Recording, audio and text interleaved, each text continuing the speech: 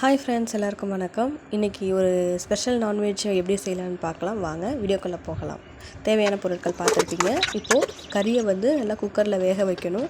அது கறியை போட்டுட்டு இஞ்சி பூண்டு பேஸ்ட்டு போட்டு உப்பு மஞ்சத்தூள் எல்லாமே போட்டுட்டு கொஞ்சோண்டு தண்ணி ஊற்றி நல்லா கொதிக்க வைக்கணும். அதில் கருவேப்பிலை, வெங்காயம், தக்காளி எல்லாமே சேர்த்துக்கலாம். அப்போ தான் டேஸ்ட்டு நல்லா கிடைக்கும். நல்லா ஒரு 3 விசில் 4 விசில் விடுங்க. அப்போ தான் நல்லா குக் ஆகும். அப்போ தான் நல்லாயிருக்கும், சாப்பிட்றதுக்கும் நல்லா சாஃப்டாக இருக்கும். அதுக்குள்ளே புளி அந்த ஐட்டம்ஸ் எல்லாமே எடுத்து வச்சுக்கணும். எண்ணெய் எல்லாமே பக்கத்தில் எடுத்து வச்சுக்கிட்டு நல்லா ஒரு 3 விசில் விடணும். இப்போ பாருங்கள், விசில் விட்டாச்சு. அடுத்து ஒரு கடாயில் எண்ணெய் ஊற்றிக்கணும். அது கொஞ்சம் நல்லா சூடானதும் பட்டை லவங்கம் எடுத்து வச்சுருக்கோம் இல்லையா, அதை போட்டு நல்லா கிளறி விட்டுக்கணும். அப்போ நல்லா பொரிஞ்சிடும். அதுக்கப்புறம் ஒரு பச்சை மிளகாய், ஒரு 2-3 பச்சை மிளகாய் போட்டுக்கோங்க. அதை நல்லா வதக்கிட்டு வெங்காயம் நல்லா வதங்கணும். அது நான் ஸ்கிப் பண்ணி தான் உங்களுக்கு நான் காட்டியிருக்கேன். ஏன்னா அது ப்ரௌனிஷ் ஆகணும். அதுக்குள்ளே குக்கரில் இருக்கிறது எல்லாத்தையும் ரெடி பண்ணி எடுத்து வச்சுக்கணும். ரத்த பொரியலுக்கு கொஞ்சம் எடுத்து கறியை வச்சுக்கிட்டேன். அடுத்து இங்கே தக்காளி போட்டுக்கணும். தக்காளி நல்லா மசிஞ்சதும் இஞ்சி பூண்டு பேஸ்ட்டு போடணும். இது போடும்போது அங்கே ரத்தத்துக்கு எடுத்து வச்சுருக்கோம் இல்லையா, அது எல்லாத்தையும் ஒரு கறி மட்டும் எடுத்து வச்சுக்கணும். கொழுப்பு கொஞ்சம், கறி கொஞ்சம். நான் சாப்பாடு ரத்த பொரியலுக்கு எல்லாம் ரெடி பண்ணிக்கிட்டேன்.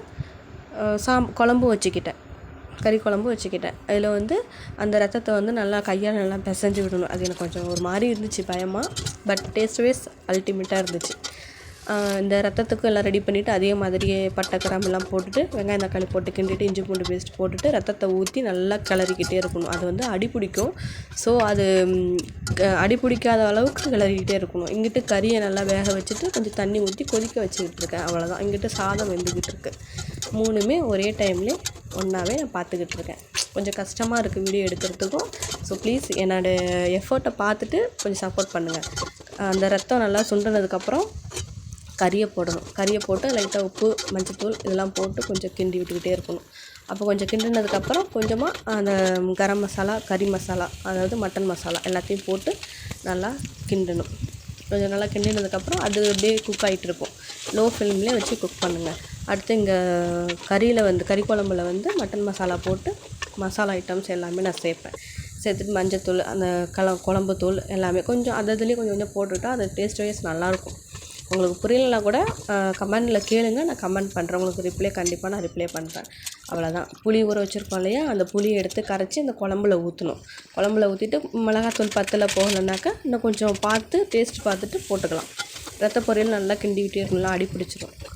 நான் சட்டியில் வைக்கிறதுனால மண் சட்டினால கொஞ்சம் அடி பிடிக்கும். அதனால் நல்லா கிளறி விட்டுக்கிட்டே இருக்கணும். பாருங்கள், சாதமும் வெந்துருச்சு. இடையில சாதமும் வெந்துருச்சு. அந்த ரத்த பொரியலும் ரெடி ஆகிடுச்சு. அதுலேயும் நான் அந்த கருவேப்பிலை, கொத்தமல்லி இதெல்லாம் லைட்டாக, அப்புறம் ஃபினிஷிங் நல்லா இருக்கணும்ல, அதெல்லாம் போட்டுட்டு குக் பண்ணிவிட்டு எடுத்து வச்சுருவேன். அவ்வளோதான், வேலை முடிஞ்சது. சாதமும் வெந்துருச்சு.